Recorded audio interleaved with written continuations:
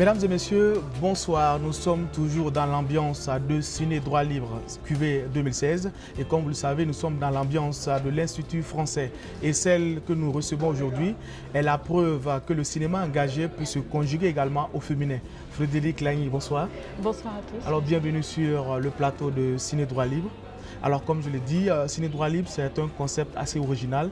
Partir du cinéma pour parler des droits de l'homme et aussi parler des sujets souvent qui fâchent. Alors, un petit mot par rapport à ce concept-là, Ciné Droit Libre, le festival.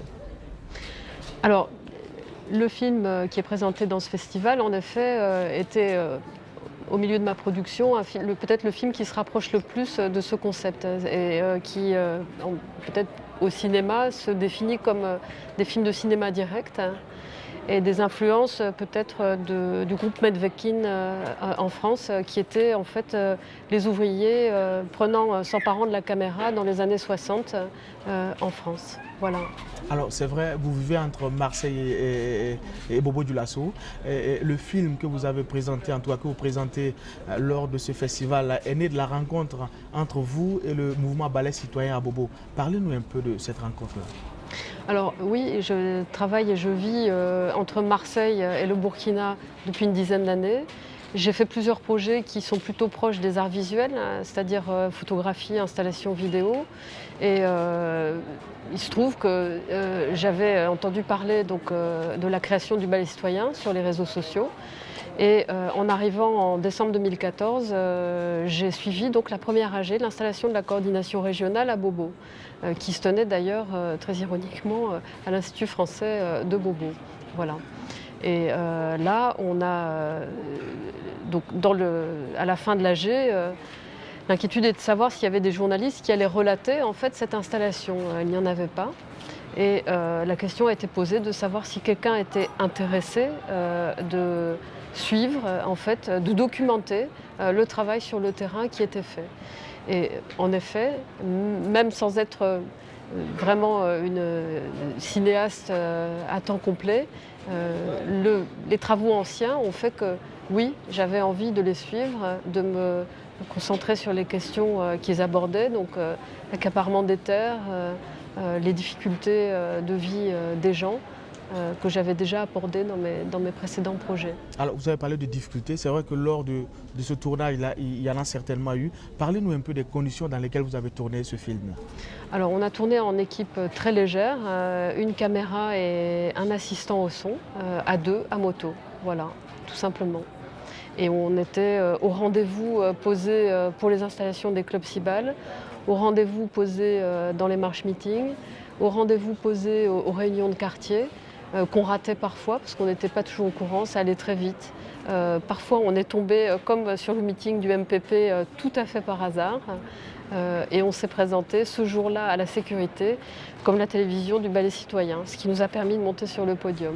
Alors, c'est vrai que l'épilogue, je dirais, de toute cette histoire, parce qu'il faut rappeler, les jeunes de Bobo, notamment ceux qui étaient dans le mouvement Ballet Citoyen, s'opposaient justement à la modification de l'article 37. Il y a eu des conditions, on se rappelle de tout ce qui s'est passé, mais vous avez raté, je dirais, l'épilogue, puisque vous n'étiez pas à Ouagadougou, au Burkina Faso, quand Blaise Compaoré quittait le pouvoir. Alors, est-ce que vous n'avez pas, je dirais, un goût d'inachevé ? Non, parce que je me suis appuyée sur le collectif, justement. C'est un film c'est à la fois un film d'auteur parce que l'écriture s'est faite beaucoup au montage, mais au moment du tournage, c'était ce que j'ai appelé tout à l'heure un film de cinéma direct. Donc les choses venaient à la caméra, venaient à nous. Vous avez pu le voir dans le film. Les gens viennent vers le micro, notamment des femmes, ce qui était quand même assez extraordinaire. On n'allait pas chercher les gens pour les interviewer, les gens venaient à nous pour parler. Tout le monde avait envie de parler. Et la marche du 18 janvier, qui est aussi un des moments clés du film, était au niveau national, en tout cas, vraiment le point de démarrage en fait, de cette insurrection. Je suis rentrée en France et évidemment j'étais assez frustrée de ne pas être sur place et je me suis appuyée à ce moment-là sur les images des assistants qui ont travaillé avec moi, Ibrahim Traoré et Siaka Zerbo. Alors, je rappelle que ce film est à l'affiche de Ciné Droit Libre 2016. Déjà, en quelques mots, quel est l'accueil du public? Comment le public a réagi à ce film-là? D'une certaine manière, les gens sont, je crois, intéressés pour voir ce qui s'est passé ailleurs qu'à Ouaga, parce que je n'étais pas la seule, évidemment, à m'être engagée aux côtés des activistes pour relater ce qui se passait. Il y avait des journalistes, des équipes de reportage, d'autres cinéastes. Mais j'étais la seule à Bobo-Dioulasso. Et le fait que la ville soit plus petite, Bobo, c'est un peu l'équivalent de Marseille aussi, c'est 800 000 habitants. C'est aussi, en termes de régionalisation et de centralisation, l'équivalent du rapport Ouaga-Paris, enfin voilà, Marseille-Bobo. Donc vivant à Marseille, je connaissais aussi un petit peu ce décalage qu'il pouvait y avoir entre la capitale et une région un peu éloignée, mais qui a aussi une importance capitale dans l'histoire du pays. Alors c'est vrai qu'après l'insurrection, les jeunes du ballet citoyen étaient vus comme des héros. Cette image commence à se dissiper à tort ou à raison. Alors on a vu aussi cette crise qu'il y a eu entre le ballet citoyen, coordination Ouaga et Bobo. Vous avez certainement suivi la crise là. Un mot par rapport à cette situation-là.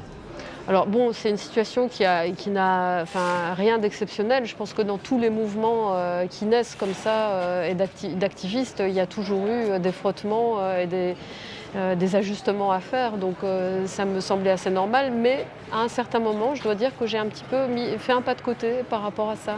Et donc je n'ai pas permis à la caméra, à ma caméra en fait, je n'ai pas permis qu'on s'empare de ma caméra, qu'on la rende captive en fait de ce débat.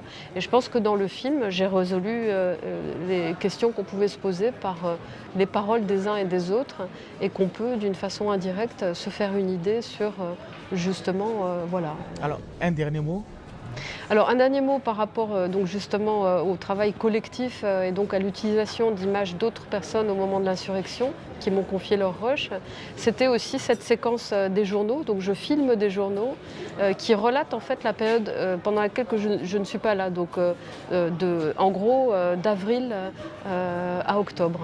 Et donc je filme les titres des journaux qui, d'une façon synthétique, permettent de parler de la crise qui est en train d'éclater.